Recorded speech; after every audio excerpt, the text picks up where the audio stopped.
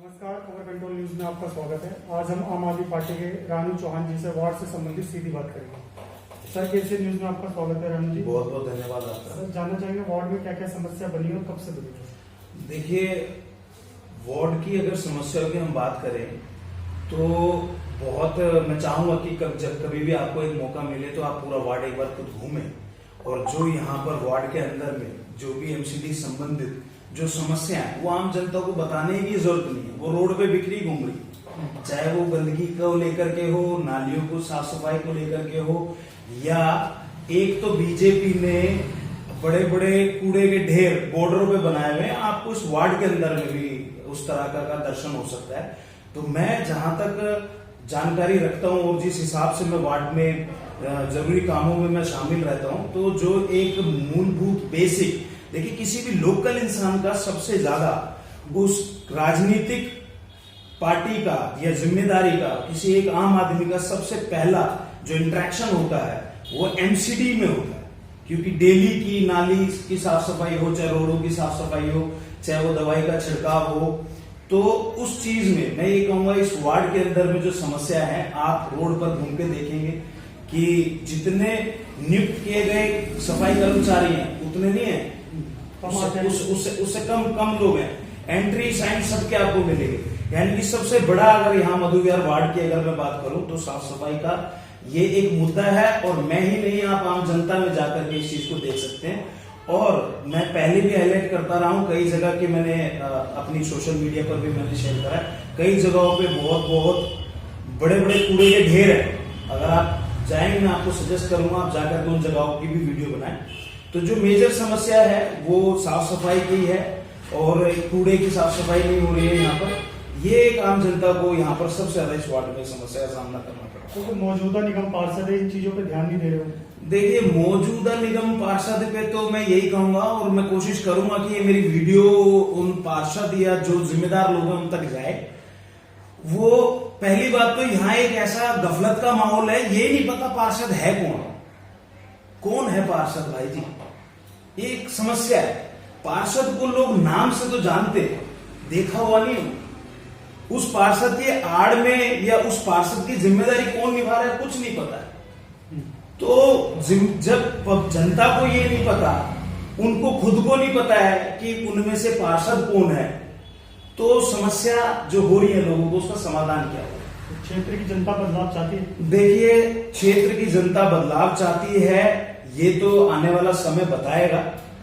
लेकिन जिस तरह की कार्यशैली, जिस तरह से अपनी जिम्मेदारियों से भाग रहे हैं, तो ये निश्चित है कि जनता भगाएगी। तो पार्टी आपको मौका दे 2022 के नगर निगम चुनाव के लिए, तो आप देखिए, जी, पार्टी अगर मौका देती है चुनाव लड़ने का और ये जिम्मेदारी अगर देती है, तो मैं बिल्कुल पूरी अपनी तरफ से पूरी कोशिश करूंगा कि इस जिम्मेदारी को निभाने में पूरी सक्षम तौर पे अच्छे तरीके से, अगर ऐसा मौका मिलता है तो जरूर, अगर पार्टी ऐसा मौका देगी तो जरूर हम इस जिम्मेदारी को निभाएंगे। चुनाव कब से जुड़े हैं आम आदमी पार्टी से? आम आदमी पार्टी, देखिए पिछली बार मेरी भाभी जी थी जो कि यहाँ से आम आदमी पार्टी से उन्होंने चुनाव लड़ा था, और उससे भी हम तकरीबन 2-3 साल पहले से मैं एक कार्यकर्ता के रूप में मैं आम आदमी पार्टी से जुड़ा हुआ।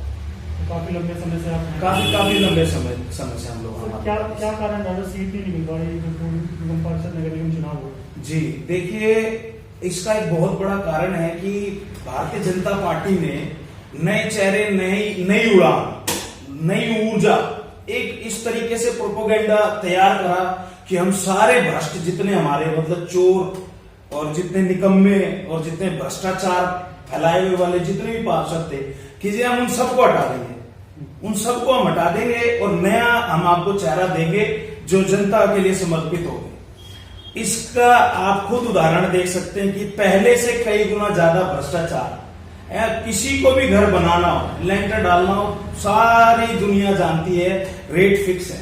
कोई भी एक इंसान, आप यहां से रोड से बाहर निकल के किसी भी आदमी से, मैं कौन होता हूं इंटरव्यू दे करके या बोलने के लिए, आप किसी आदमी से भ्रष्टाचार के बारे में पता करें या पता करिएगा आप ये कि हाँ जी, घर बनाने में, मकान बनाने में लेंटर के लिए पैसा देना पड़ता है, रिश्वत देनी पड़ती है, एमसीडी को मिली भगत, ये काउंसलर को, इन सब का मिली भगत होती है।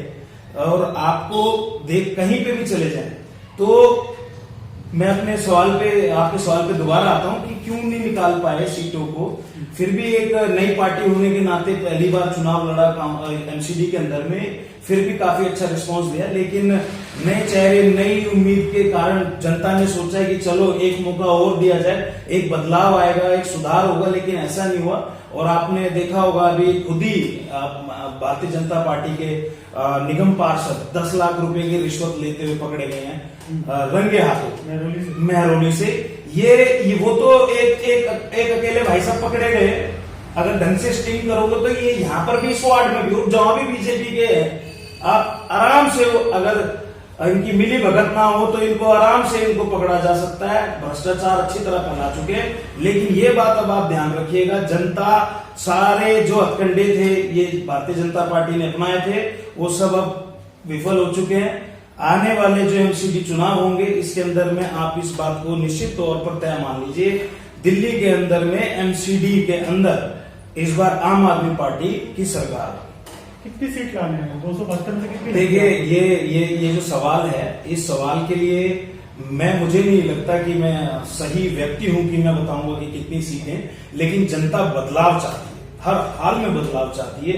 क्योंकि इतने कम समय में 3 बार किसी पार्टी को दिल्ली के अंदर में काबिल करना, उस पर भरोसा करना और इतने कम समय में इतनी ज्यादा चीजों का बदलाव और इतनी सुविधाएं मिली, तो जनता जरूर इस चीज के विषय पे भी सोचेगी। और हर हाल में इस बार जनता बीजेपी को हटा करके आम आदमी पार्टी को लेकर के आएगी एमसीडी में।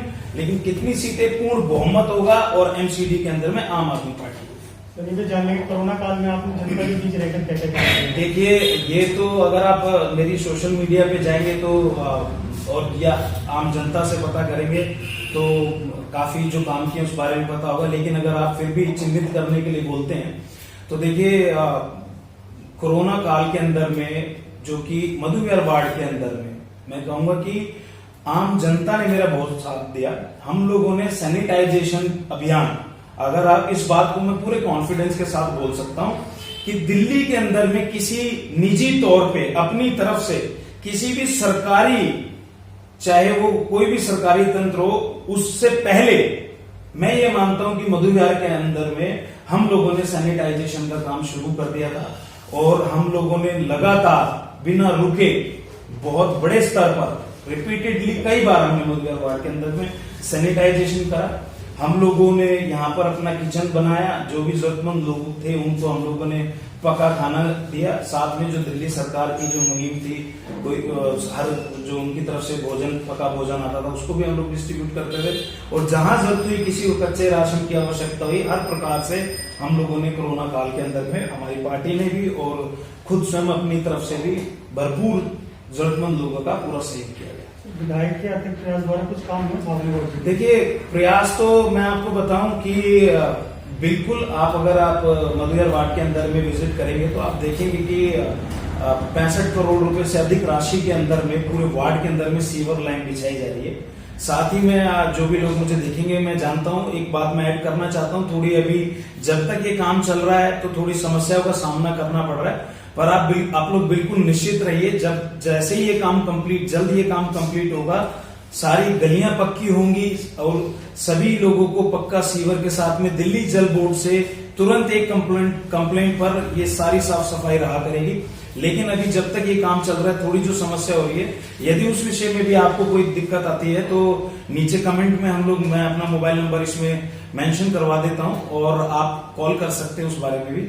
विधायक जी का बहुत बड़ा जो आप देखेंगे इस क्षेत्र के अंदर में 65 करोड़ से ज्यादा कीमत का उनकी लागत से यहाँ पर सीवर का कार्य जो है वो यहाँ पर किया जा रहा है।